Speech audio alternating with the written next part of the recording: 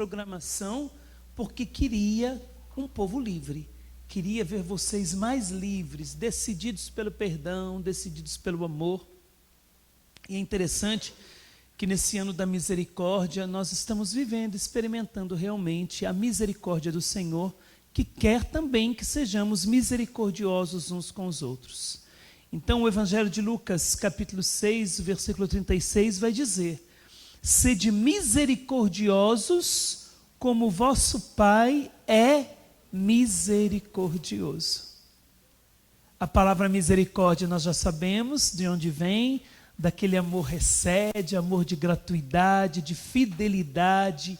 Então, sede, recede, sede uns para os outros, recede como Deus recede, como Deus é misericordioso, o que nós vimos ontem.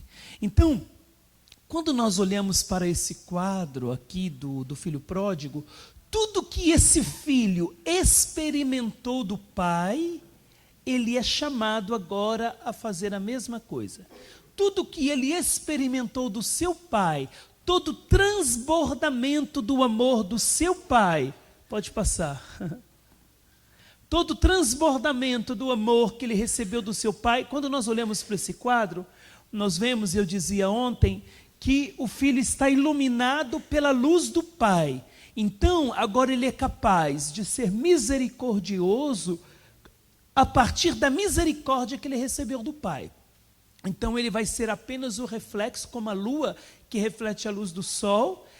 Ela não tem luz própria, então a luz dela provém não dela mesma, mas do sol. Assim, quando Jesus vai dizer em Lucas 6, 36,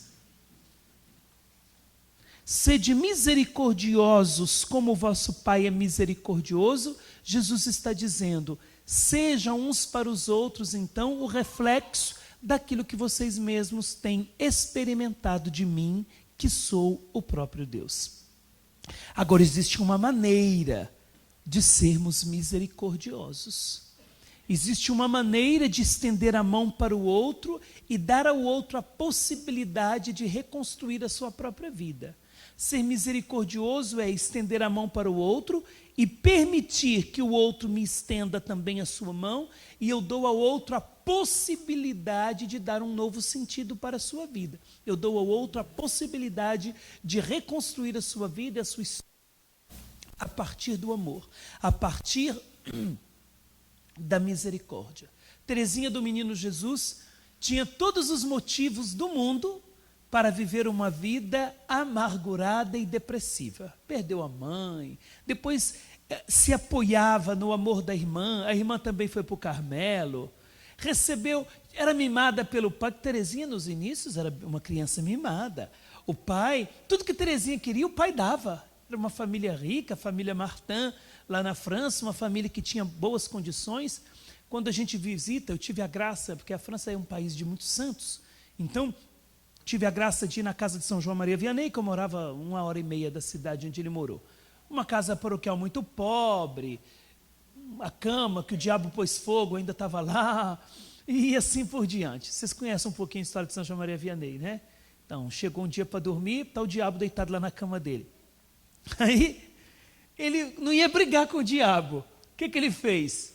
A gente vence o diabo não no orgulho, mas na humildade. Ele virou para o diabo e falou: pode ficar na minha cama, que eu durmo no chão.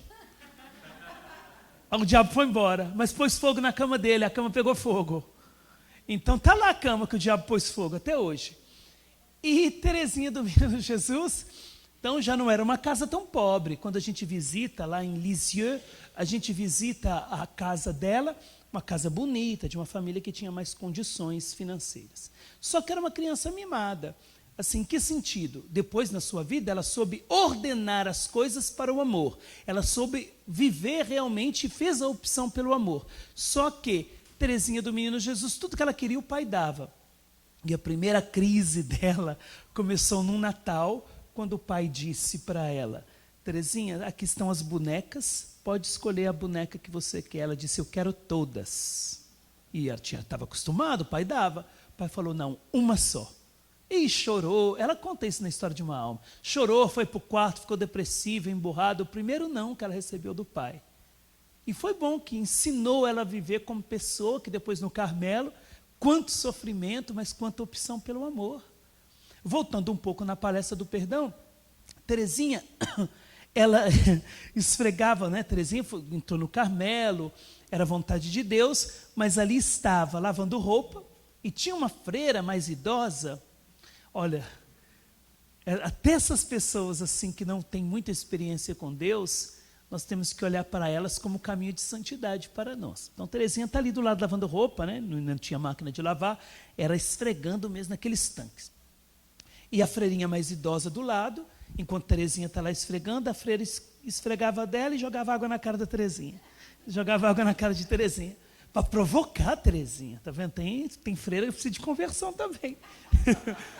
Então tá lá. E Teresinha não tinha sangue de barata. Teresinha foi ficando irritada. Falei, meu Deus, de onde eu vim parar, né? Onde eu vim amarrar minha égua? Aqui nesse Carmelo. Mas ela tomou a decisão de viver o amor.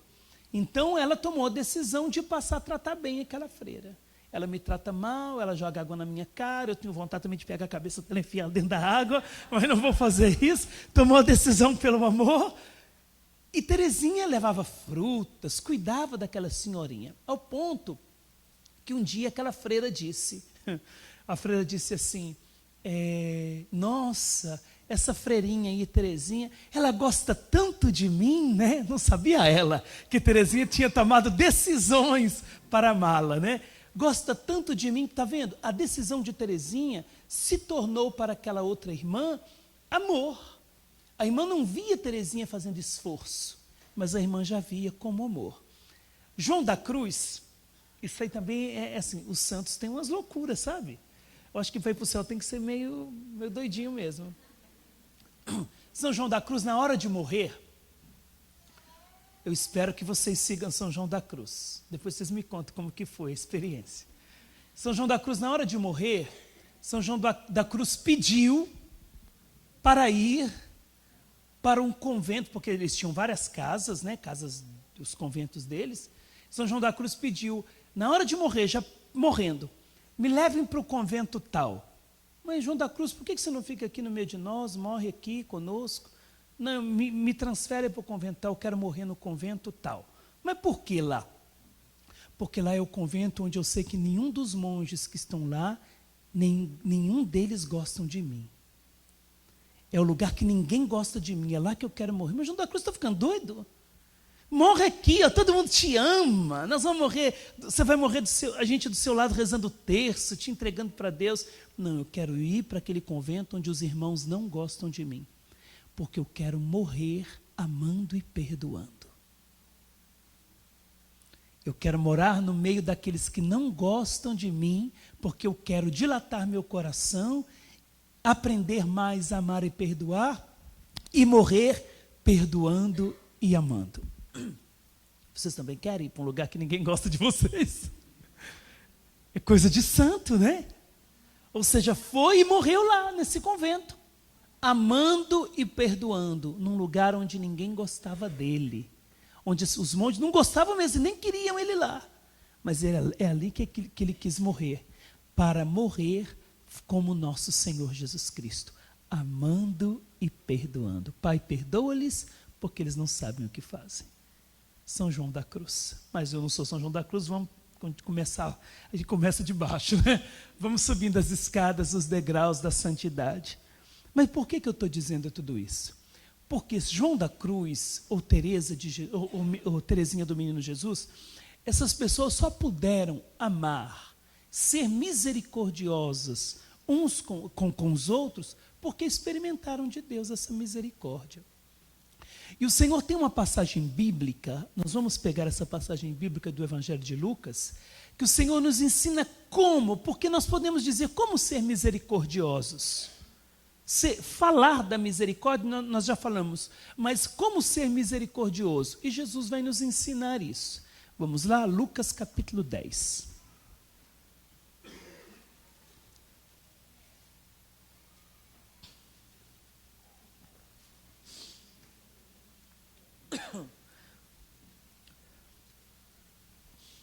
Lucas 10, Amém ou misericórdia? Lucas 10, versículo 25.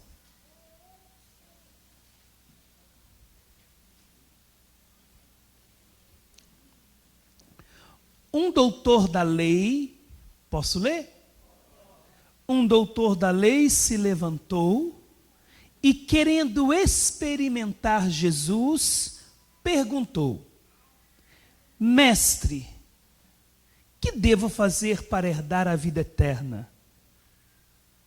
Jesus lhe disse: é questão de vida eterna, está vendo? Era um doutor da lei, alguém que estudava a palavra de Deus, que a conhecia muito bem, estudioso da palavra, queria saber como faria para herdar a vida eterna. Jesus lhe disse: que está escrito na lei? Como lês?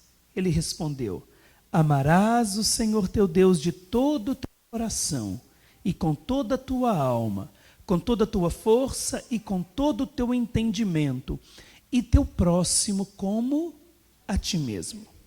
Jesus lhe disse: respondeste corretamente, faze isso e viverás.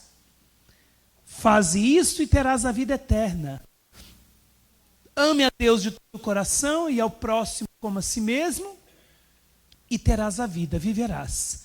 Eternamente não morrerás, porque o amor não morre. Todos os dons passam, do menor, que é o dom de línguas, passando pela profecia, São Paulo, a carta aos Coríntios.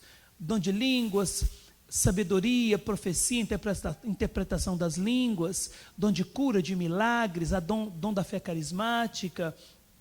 Todos os dons, os 9 dons do Espírito passarão. Só ficará o amor, a caridade. E é no amor que nós seremos julgados.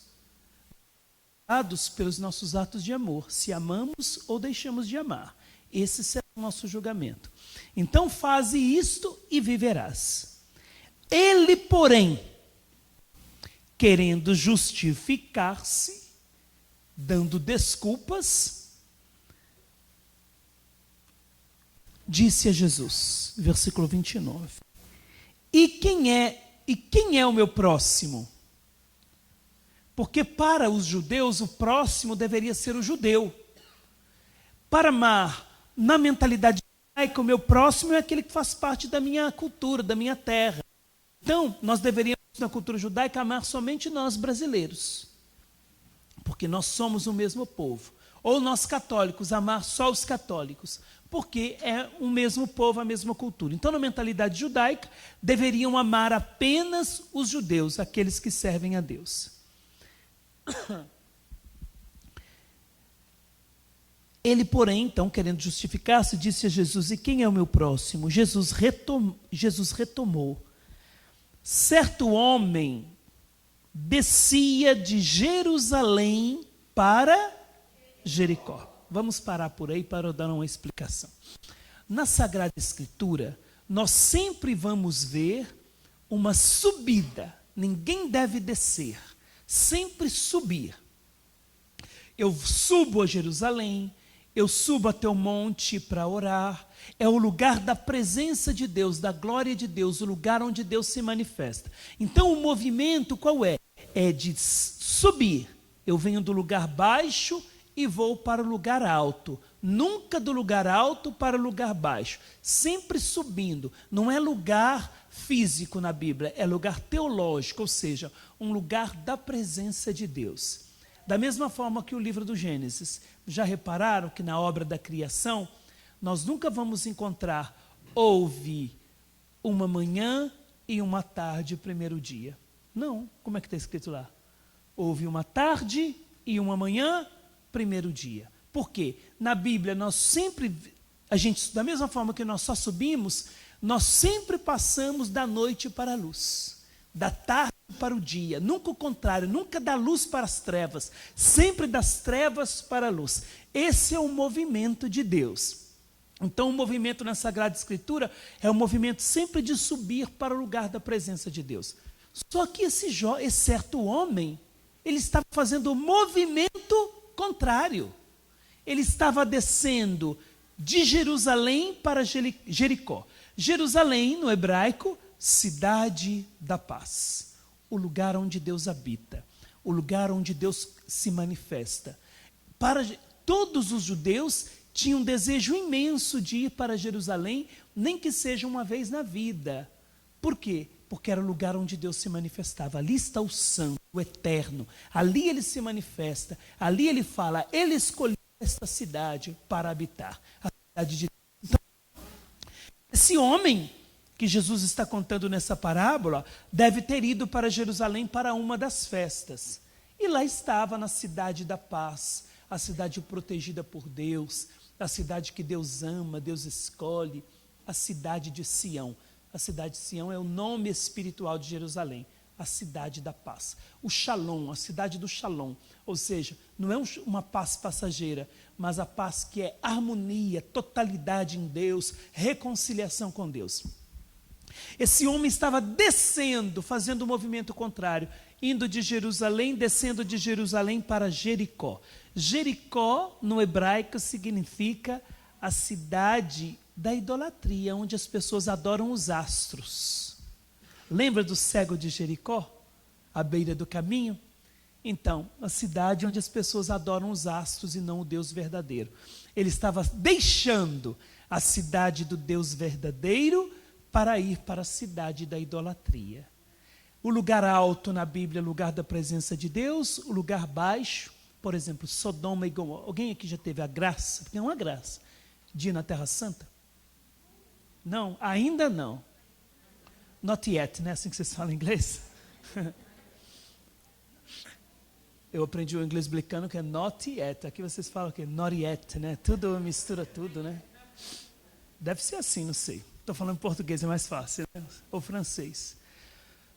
Então, em Jerusalém, na Terra Santa, nós temos a graça de conhecer, por exemplo, eu estive na região de Sodoma e Gomorra. Sodoma e Gomorra, na Bíblia, é o lugar do pecado. É a cidade onde a mulher de Ló virou sal. Por quê? Porque não queria deixar a vida antiga. Então, é a cidade do pecado. Porque ela está nas margens do mar Morto. O Mar Morto não tem vida. Tudo é morto. É tanto sal aquele mar, que você consegue ficar sentado na água, lendo um livro sem se afundar. Por quê? Porque o nível de sal é tão grande que ele te impede de afundar. Então você fica realmente sentado na água, lendo um livro e não afunda. Por quê? Quem estuda sabe o porquê dessas coisas aí. Eu não sei muito bem não, mas eu sei que é por causa da quantidade de sal na água. Só que não tem também vida nenhuma. E nada do lado, nas margens do Mar Morto, dá fruto, nada dá fruto. Porque é um lugar baixo. O Mar Morto está a 400 metros abaixo do nível do mar. Então, ou seja, um lugar o mais baixo da terra, poderíamos dizer. Ou seja, ali não tem vida. Então, quanto mais alto, mais perto de Deus, quanto mais descemos, mais longe de Deus ficamos e ficamos perto do pecado. A única árvore que dá fruto ali perto, nas regiões do Mar Morto, é uma árvore que dá um fruto grande, mas quando você pega o fruto e abre, ele não tem nada por dentro, ele é oco, só tem aparência. Porque na região do pecado não se dá fruto. Na região do pecado nós não podemos produzir frutos. Ele pode ter uma bela aparência, mas por dentro não tem nada, é oco, vazio. Então esse homem estava saindo do lugar da presença de Deus, estava descendo para Jericó, o lugar da idolatria, o lugar onde não podemos dar frutos. Não podemos dar frutos nesse sentido de descer. Não que em Jericó não tenha frutos, mas é porque ele está fazendo o movimento de descer.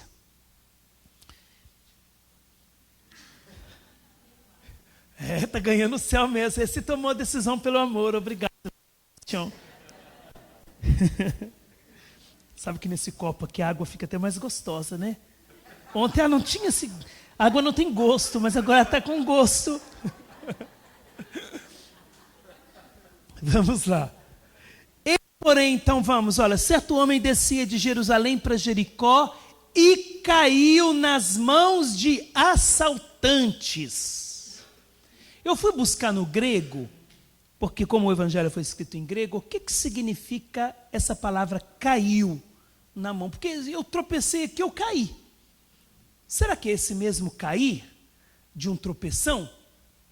A pessoa tropeçou e caiu?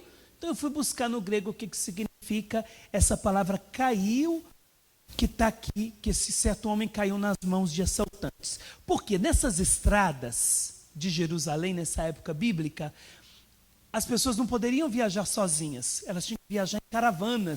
Por quê? Por causa dos bandidos que ficavam escondidos nas estradas, nas cavernas, nas grutas, ficavam escondidos à espreita da pessoa que passasse para roubar toda aquela pessoa, para roubar o que a pessoa tinha. Essa palavra caiu no grego significa cair no meio e ser cercado. Então, ou seja, é como se a pessoa ela caiu de um grupo e aquele grupo se juntou em volta e fez uma cerca em volta dela. Então, esse homem do evangelho, ele caiu e quando caiu, fizeram uma cerca em volta dele, uma cerca de pessoas. Então, ele caiu no meio, poderíamos dizer, num covil de ladrões. Caiu no meio de um cercado de ladrões. E olha o que diz a palavra de Deus. Caiu nas mãos de assaltantes. Estes arrancaram-lhe tudo. Na verdade, no grego a palavra não está arrancaram-lhe tudo. No grego está, estes despojaram-lhe de tudo. Do grego significa, é a mesma palavra que usaram na crucificação de Jesus, quando vai dizer que despojaram Jesus de suas vestes. Então, na verdade, esse homem, arrancaram-lhe tudo, significa tiraram dele tudo, até as suas vestes, deixou ele nu, lá naquele lugar. Roubaram tudo dele, tudo que ele tinha, e tiraram também as suas vestes. Lembra o que eu disse ontem? Vamos ver se vocês estão lembrando. O que significa as vestes na Sagrada Escritura? Isso, fala bem alto, minha filha, para ganhar o céu, vai lá. A identidade da pessoa são as vestes na Sagrada Escritura.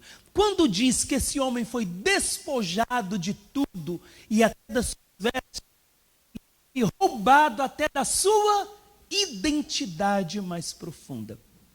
Qual que é a nossa identidade mais profunda?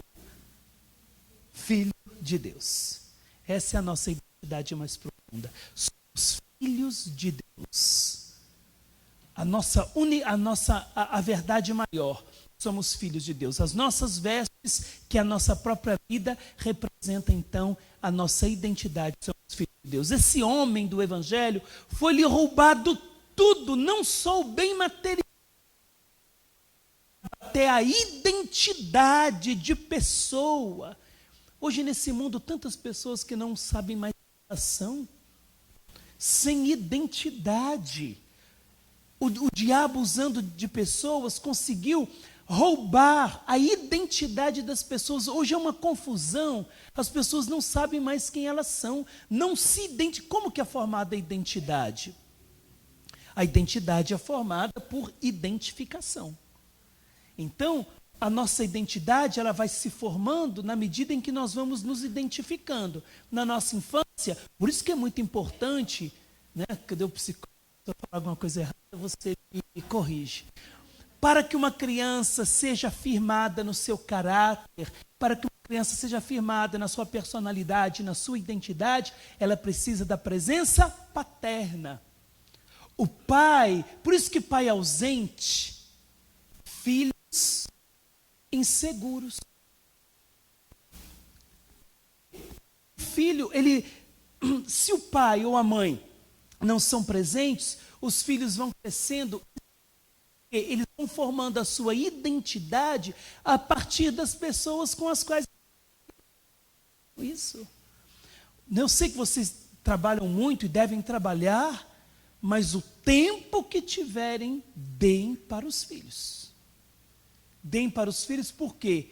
Para que eles possam firmar uma identidade a partir de vocês, não a partir das pessoas que tomam conta deles.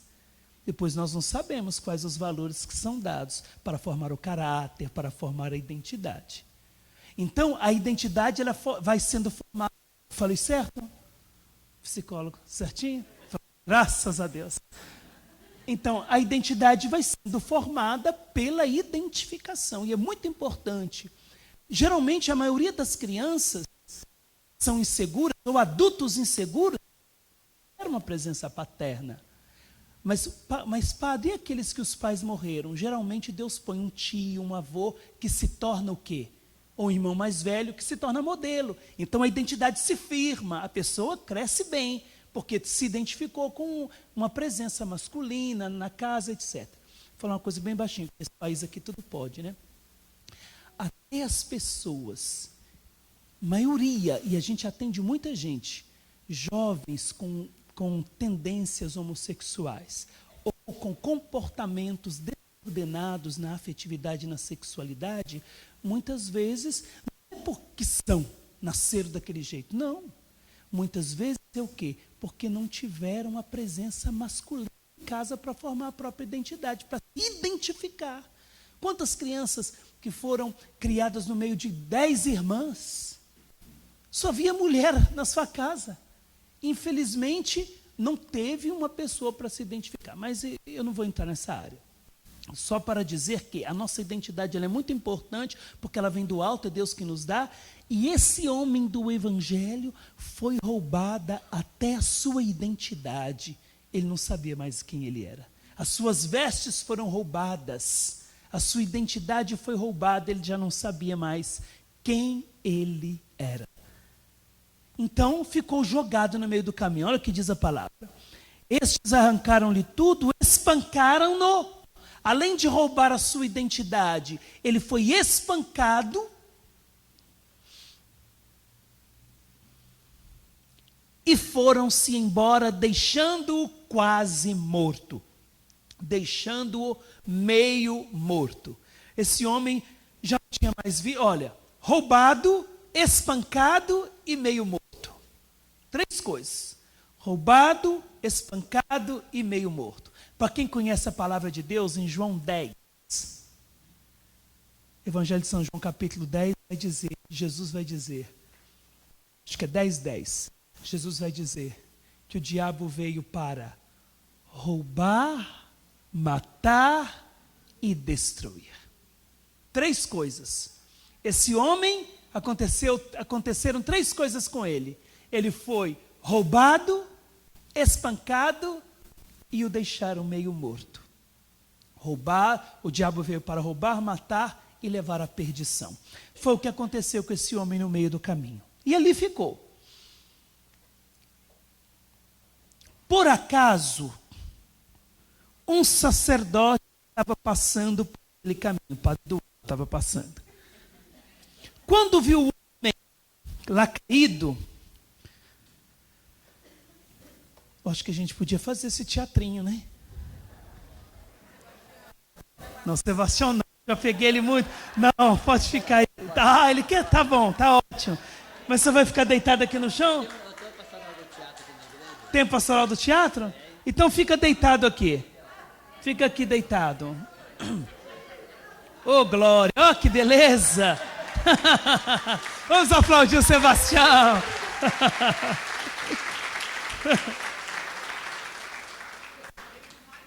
Pronto. Olha, o Geraldo está muito de você ali, Sebastião. A próxima vez eu vou pegar ele, tá bom?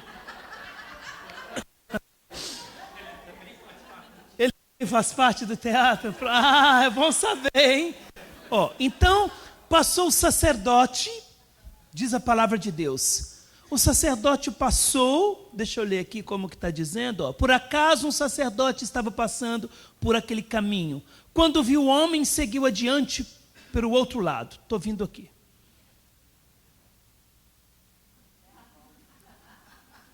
Dei a volta. Mas por quê? O sacerdote fez por mal? Não. É porque o sacerdote estava indo para Jerusalém para o culto, para a festa. E se ele parasse, ele se tornaria impuro, Porque se aquele homem tivesse morto, ele se tornaria impuro, ele não poderia fazer a festa, celebrar a festa lá no templo. Teria que ficar 7 dias de purificação, segundo a cultura judaica. Então, ele ficou olhando para Jerusalém e não quis nem saber do irmão lá que estava caído meio morto. Eu não quero nem saber, eu quero é celebrar a festa. E foi. Nisso,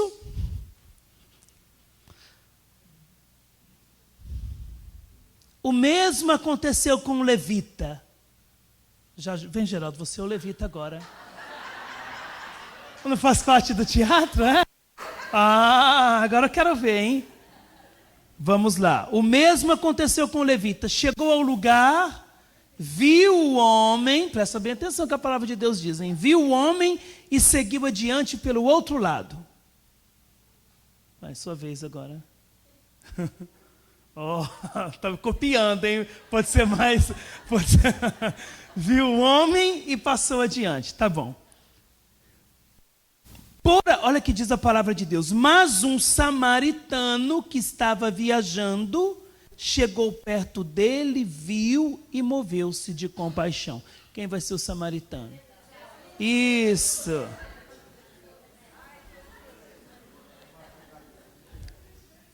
Olha o que diz a palavra, vou repetir para você não copiar o Geraldo. Mas um samaritano que estava viajando, vamos explicar primeiro quem é o samaritano.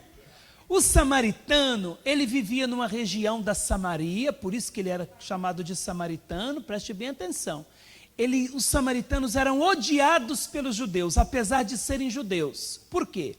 Porque quando, lá no exílio da Babilônia, etc., quando os samaritanos voltaram para a terra deles, eles se casaram com pessoas estrangeiras. Muitos que deveriam casar só entre eles, judeus, casaram com outros povos. Então, eles foram considerados como traidores. Um caldeirão, ali tudo acontecia, várias nações. Então, eles eram odiados. Os judeus não gostavam dos samaritanos. Falavam que eles eram idólatras e etc. Então, esse samaritano passou, diz a palavra de Deus, estava viajando. Nem estava indo para Jerusalém, ou quem sabe indo, mas viajando. Chegou perto dele, viu e moveu-se de compaixão. Deixa eu olhar para a cara dele, porque ele está fazendo uma cara de assustado. Vamos lá. De novo, gostei, faz de novo. Deixa eu ficar aqui para ver sua cara.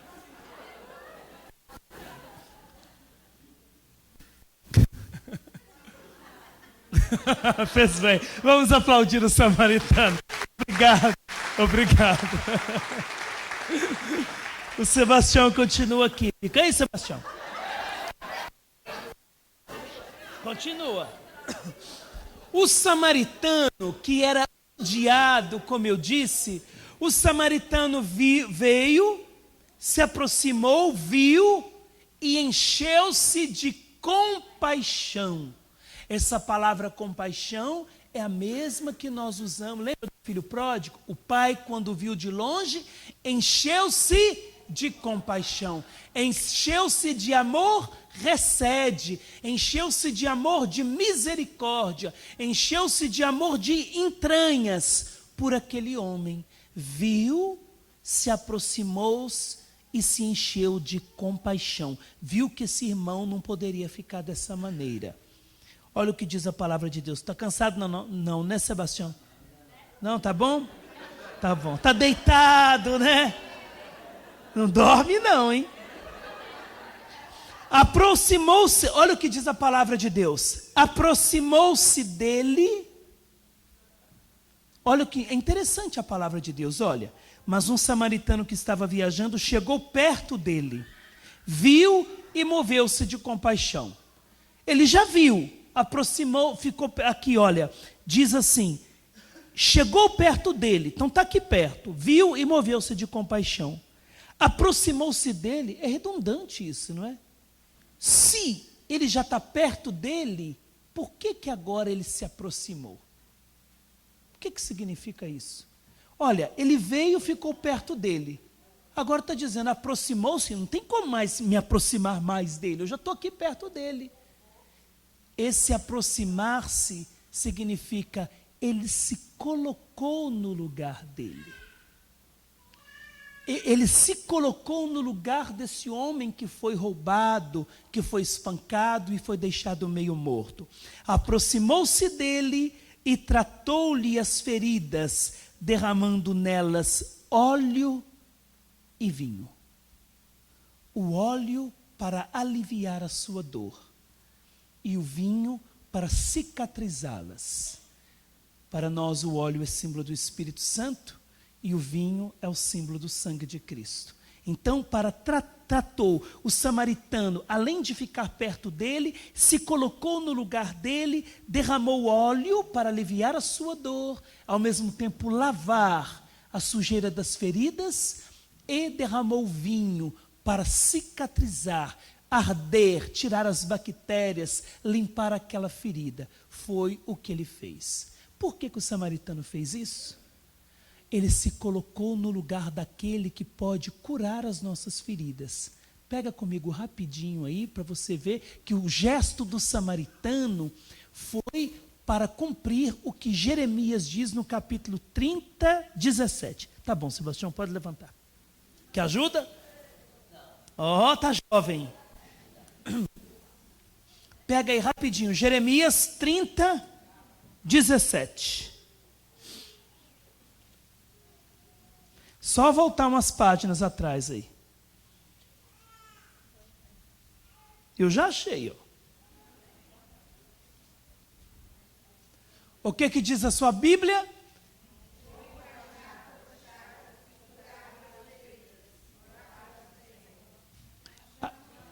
Tá bom. A minha diz, a minha tradução: vou então fazer-te um curativo, por remédio nas tuas feridas, oráculo do Senhor. É Deus dizendo isso para o seu povo ferido e machucado. Vou te fazer um curativo e colocar remédio nas tuas feridas. É isso que Deus quer fazer conosco. Curar o homem por inteiro, nos fazer um curativo e curar as nossas feridas. Mas como que Deus faz isso? Através do samaritano. Através daquele que tem a coragem de chegar perto, se colocar no lugar do outro, derramar óleo, gastar tempo com aquela pessoa, e não fazer como o sacerdote e nem como o levita, que tinha os seus motivos para ir para Jerusalém. Mas lembra, quem estava na missão ontem? Todos estavam? Lembra do midrash que eu usei da torre do tijolo que caiu, parou a construção, depois quando caiu a pessoa, todo mundo continuou trabalhando. Aí Deus confundiu as línguas. A gente muitas vezes não se compreende na própria igreja por falta de amor. Porque o outro é menos importante do que as obras. O outro é menos importante do que as nossas preocupações próprias. Então, isso até nas famílias. Muitas famílias estão em crise porque o outro já não é mais importante. O importante é o trabalho, o importante é o dinheiro, o importante é isso e aquilo. E a pessoa deixa de ter a sua importância. Nós colocamos coisas no lugar das pessoas. E é aí que entra a desgraça, em todo lugar. Então, o sacerdote, o homem de Deus, passou adiante, por outro lado. Depois veio o levita estava até rindo, mas passou adiante também. Aí vem um samaritano com aquele olhar, né? Fez um olhar assim preocupado, e veio, não meu não, né? E foi e cuidou daquele homem, se colocou no lugar dele e derramou azeite e óleo. A maneira que Deus tem para curar os seus filhos é através dos samaritanos. E nós somos esses samaritanos. Nesse ano da misericórdia, Deus quer curar o seu povo através de nós samaritanos. Nos escolheu. Nós podemos ser como o sacerdote, como o levita, ou podemos ser como esse samaritano, que desceu, ficou perto, se aproximou, se colocou no lugar do outro. Olha o que diz ainda a palavra de Deus. Depois colocou em seu próprio animal e o levou a uma pensão onde cuidou dele. Além de ter cuidado ali daquele homem, no lugar que ele tinha sido roubado, na sua dignidade, na sua identidade, ele colocou sobre o seu animal. Isso nos faz lembrar de uma pessoa. Não, mas eu estou pensando em outra, o Eduardo. Não, mas eu estou pensando em Isaías, que vai dizer que ele tomou sobre si as nossas enfermidades. Ele tomou sobre si as nossas dores. Quando Jesus carregou a cruz, na verdade ele estava nos carregando nos seus braços, como esse samaritano carregou esse homem ferido no seu animal. E o levou para a pensão. E chegou nessa pensão para que ele fosse ainda curado nessa pensão. Olha o que ele diz, onde ainda cuidou dele na pensão. No dia seguinte, pegou 2 denários, 2 moedas, e entregou-os ao dono da pensão, recomendando: toma conta dele, quando eu voltar pagarei o que tiveres gasto a mais. Além de ter levado o homem para a pensão, os santos padres dizem que essa pensão é a igreja. É ali que nós somos curados.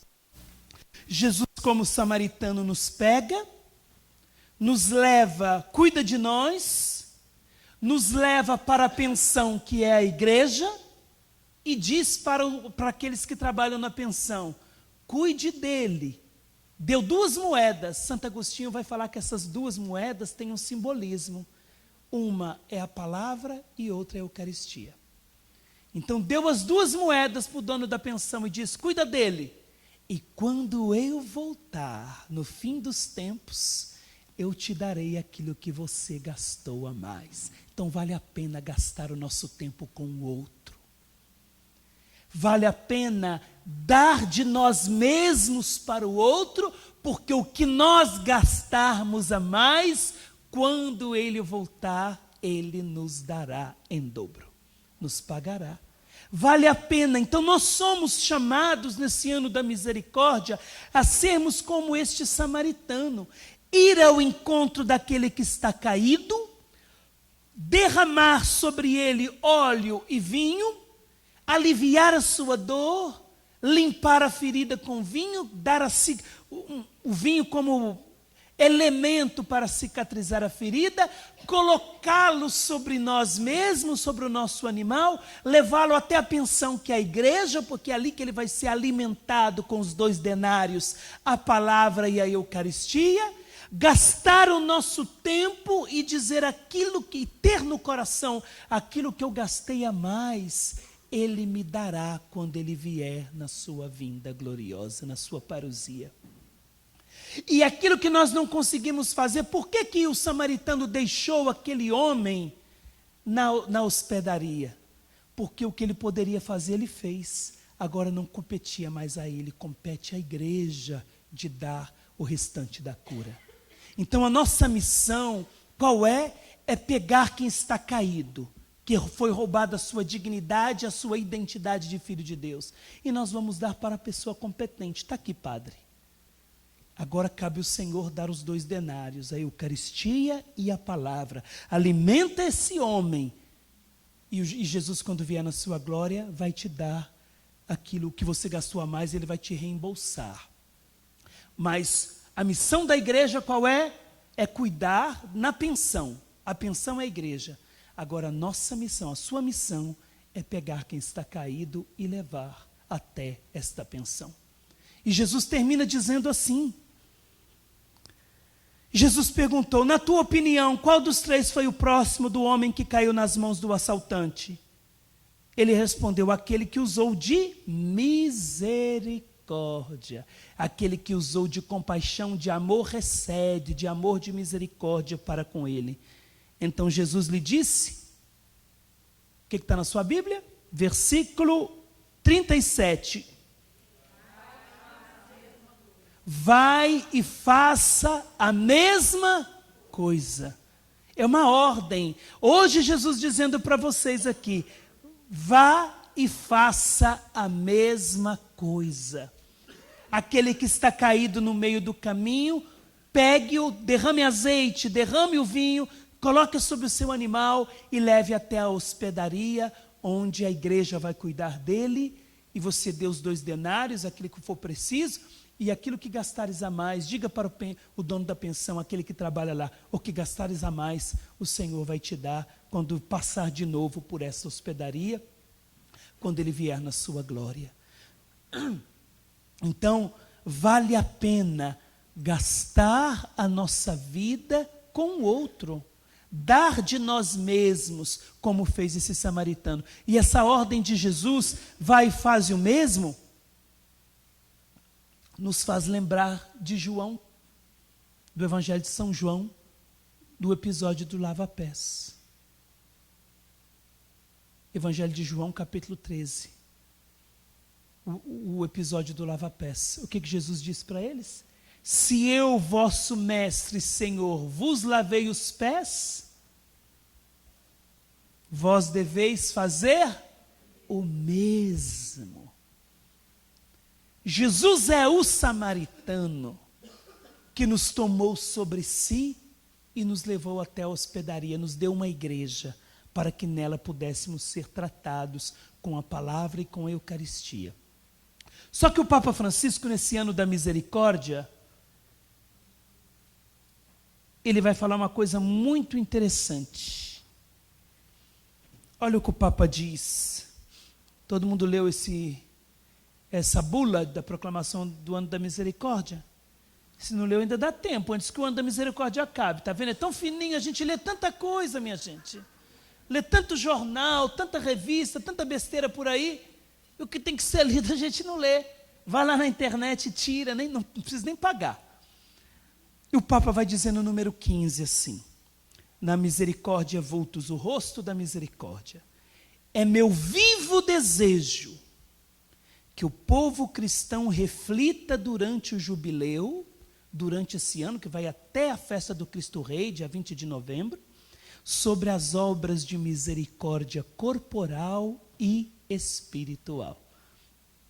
Quem fez catequese antigamente sabia de cor as obras de misericórdia corporal e espiritual. Hoje, muitas vezes, na catequese nem ensina mais isso.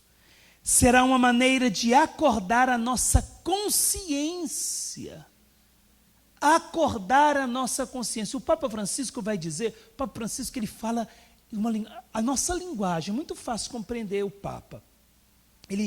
As palavras dele, é muito difícil assim, acompanhar, correr atrás do Papa, porque ele escreve tanto, fala tanto, que quando você fica sabendo daquilo, já deu 15 dias, fala, meu Deus, eu não li. Por quê? É muita coisa que ele fala, muita coisa que ele escreve, e vem ao nosso encontro. Ele vai dizer que o ano da misericórdia, que essas obras de misericórdia corporal e espiritual, o ser misericordioso como o samaritano, deve ser um estilo de vida, um programa de vida. Ou seja, eu devo conduzir a minha vida a partir daí, deste programa de vida. É um estilo de vida ser misericordioso. Qual que é o seu estilo de vida? Ser misericordioso. Então, ele vai dizer, olha, será uma maneira de acordar a nossa consciência, muitas vezes adormecida perante o drama da pobreza, e de entrar cada vez mais no coração do Evangelho, onde os pobres são os privilegiados da misericórdia divina. A pregação de Jesus apresenta-nos estas obras de misericórdia para podermos perceber se vivemos ou não como seus discípulos. Redescobramos as obras de misericórdia corporal. Quais são? Alguém sabe quais são as obras de misericórdia corporal? Tá lendo aí, né? Tá certo.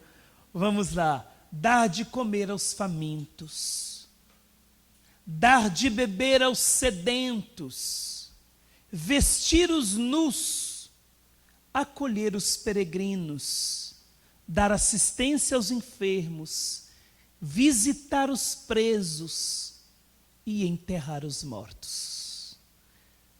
Obras de misericórdia corporal, vai dizer o Santo Padre, como o samaritano fez. Assistiu, vestiu nu, de dignidade de filho de Deus. Jesus, eu dizia isso ontem, ficou nu na cruz. A nossa cultura ocidental não permite que a cruz, Jesus estivesse nu na cruz. Por isso que colocaram esse paninho aqui, porque para nós seria chocante. Mas Jesus não foi crucificado com um paninho bonitinho e amarrado. Foi crucificado completamente nu, sem nada. Até as suas vestes foram tiradas para nos revestir das suas vestes, para cobrir a nossa nudez. Jesus, as vestes não significa a identidade? Jesus então na cruz perde, como se tivesse a sua identidade sendo tirada dele para dá-la a nós. Recebemos a identidade de filho, nos tornamos, aprendemos isso no batismo. Pelo batismo nos tornamos filhos no Filho. Através do Filho de Deus, nos tornamos filhos de Deus. Então, ele nos revestiu. A sua nudez revestiu a nossa vergonha. A sua nudez revestiu a nossa nudez. E recebemos a túnica de filhos de Deus.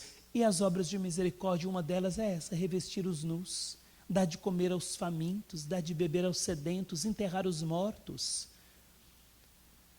Uma obra de misericórdia, enterrar os mortos. Porque muitas vezes eu te convido para comer na minha casa e egoisticamente, eu espero que um dia você também me convide.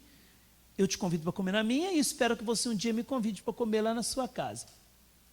Agora, enterrar os mortos é pura caridade. Porque quem você enterra não vai estar no seu enterro para te enterrar.